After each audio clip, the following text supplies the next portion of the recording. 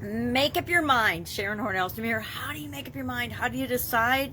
Today for our content, we are talking about the choice paradox and then the idiom make up your mind for supersize your business. Now, make up your mind, this idiom's been around since at least the 1800s, but probably a couple hundred years earlier when Shakespeare used it in King James, one of his works. And he didn't say it exactly, make up your mind, but he basically was talking about choice and decision making and choosing among alternatives.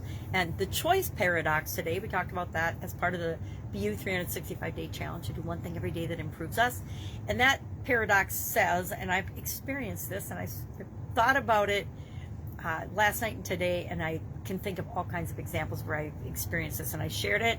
You can see that on the Sharon Horne-Ellstrom page or in the Get Up and Go challenge. I've got a Get Up and Go private Facebook group where I've shared the past 5 years worth of challenges, and then the last 2 years we did a Get Up and Go challenge. And in the Get Up and Go challenge, I think we did 10 of those. It was to keep us moving during, and keep me especially moving during the pandemic, with times when we were locked down and all the other craziness that went along with that.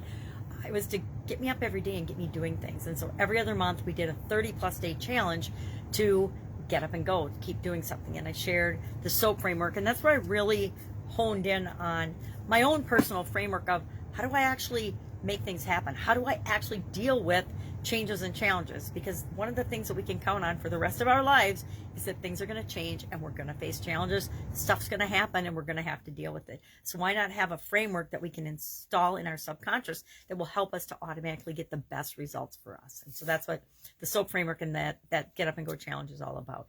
But this year's challenge is in that group. You can just answer the questions and be a part of the group, and then you can search for any topic, anything you want.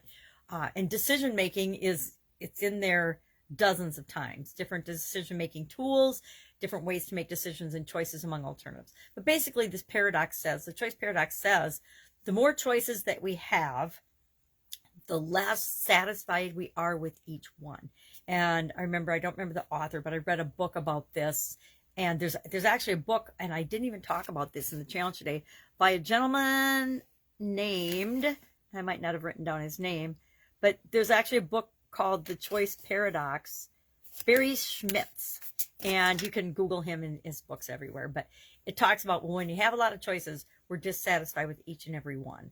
And it might have been an author talking about this gentleman and his work. I don't remember now, but you know how our brain, we experience a whole lot of things, and it all goes into our subconscious. And then when something triggers our memory of that, we remember that we've had experience with this, and that we've read this theory, this thought, this word, this definition. We've heard this thing before.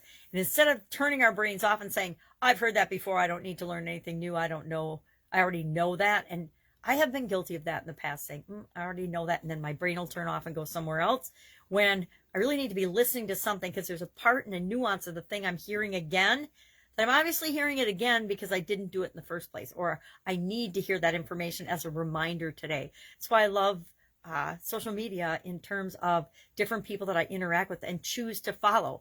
They remind me of things that I have heard maybe 100 times, but it wasn't the right time for me to need that information. And then all of a sudden I'm being reminded of that information again. And I will make a different choice, a different decision, take a different action based on being exposed to that information. So if I can help you anyway, I'm gonna sign off. I've got lots of projects, lots of things I'm working on. I've got a new training coming up next week. I just got involved with another group this week, so I'm working on that, as well as all of my regular commitments. So if you have any questions about business, about chronic pain, about working from home, about corporate America, politics, not political politics, but office politics, and how to get along with other people, etc., hit me up. Otherwise, I'll be with you tomorrow. You can also ask me technical questions, believe it or not. Sometimes I know, sometimes I don't, but I always know how to figure it out. All right, have a great day, and I'll be with you tomorrow.